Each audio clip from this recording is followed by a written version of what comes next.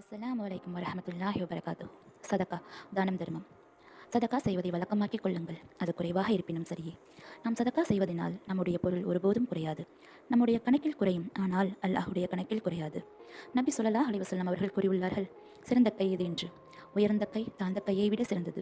நம்முடைய துவா எப்படி இருக்க வேண்டும் தெரியுமா? அல்லாஹ், என்னை கொடுக்கக்கூடியவனாக ஆக்கிவிடு, பிறரிடம் கையேந்தும் நிலையை ஆக்கிவிடாதே என்று நாம் துவா கேட்க வேண்டும். பிறருடைய கஷ்டங்களில் நாமும் பங்கு கொள்ள வேண்டும். அல்லாஹ் நாடினால்தான் நமக்கு கொடுப்பான். அல்லாஹ் கொடுத்ததை அவனுடைய நாட்டம்தான் என்ற எண்ணம் நமக்கு வேண்டும். இந்த எண்ணம் உள்ளவன் தான் அதிகமாக தர்மம் செய்வார்கள். கொடுக்க கொடுக்க அதிகமாக பரக்கத் செய்வான். நாம் எவ்வளவுதான் சம்பாதித்து உடல்பாடுபட்டு நாம் பொருட்கள் சேர்த்தாலும் அல்லாஹ் நாடினால் மட்டுமே அவை நம்மில் நிலைக்கும். அல்லாஹ் நாடினால் மட்டுமே நமக்கு அது நிரந்தரமாக இருக்கும். எவர் ஒருவரும் அல்லாஹுடைய பாதையில் செலவு செய்கின்றார்களோ, சதகா செய்கின்றார்களோ, அதற்குண்டான நற்கூலியை அல்லாஹ் அவர்களுக்கு மறுமையில் வழங்குவான்.